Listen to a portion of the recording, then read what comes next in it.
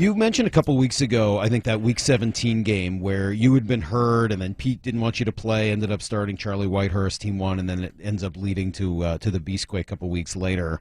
Do you see any possibility where Pete holds Russ back, even if Russ feels like maybe he's ready to go next week?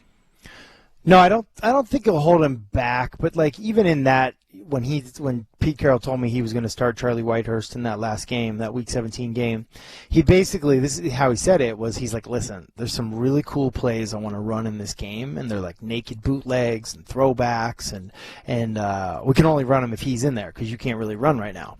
And so he sold it like as that. So I could see a scenario where if there's a trick play, like a Philly special or something like that, Gino's in there. But other than that, no. Like this is Russell Wilson's coming back, and he's done everything that he can. And this, to me, this is a form of leadership. Like him sort of humble bragging about how hard he's been training and how hard he's been working and how he's cutting no corners.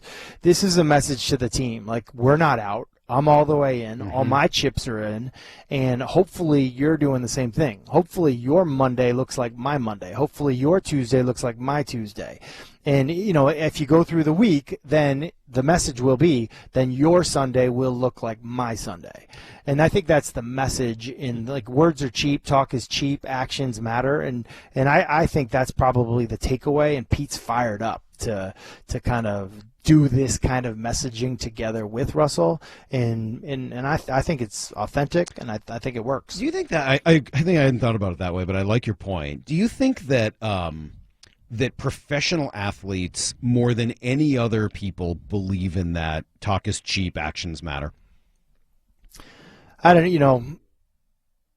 There's so many, like, you sit in these players only meetings, or you get these coaches that get up and try to give you a motivational speech for like the 16th week in a row for 18 years in a row. Like, talk is cheap. I can just think of a sign in a locker room that I was in. It said, don't talk about it, be about it. Like that, that's the whole thing.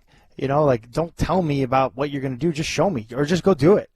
So I just think that that's a thing in NFL locker rooms. You have to be authentic in what you do each and every day, and people, if not, people see through it. And I do believe, like, I feel like I'm always on here just praising Pete Carroll and his coaching style, but there's so many different things that I appreciated about when he was my coach, and one of the things was Tell the Truth Monday.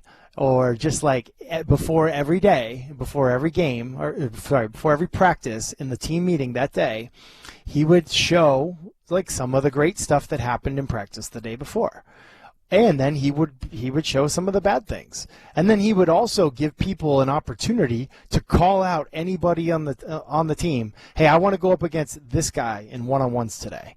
And it could be a young guy calling out an old guy. It could be an old guy calling out a young guy.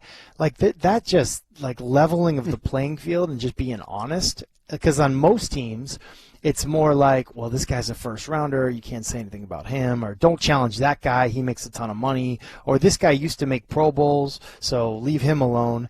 Like, Pete didn't care about any of that, and I really appreciated that, and because it's not like that everywhere. I wonder if he still does that. I'm going to ask him about that next week and whether or not he still does that. That sounds kind of awesome, to be honest with you. The best part would be like, okay, you have one-on-ones like during the day, like receiver DB or, pass rusher, O-lineman, and he'd just call on a guy. Hey, who do you want? Marcus Trufant. What wide receiver you want to shut down? And Mark True gets to pick out who he thinks is like overrated or not underrated. He's not going to pick who's underrated. Or it could be a guy trying to prove himself. Be like, yo, give me DK Metcalf. Yeah, let's see how this goes. I would not say that. But, no, well, that's why you're not playing defensive back. We've got you right where we want you, quarterback.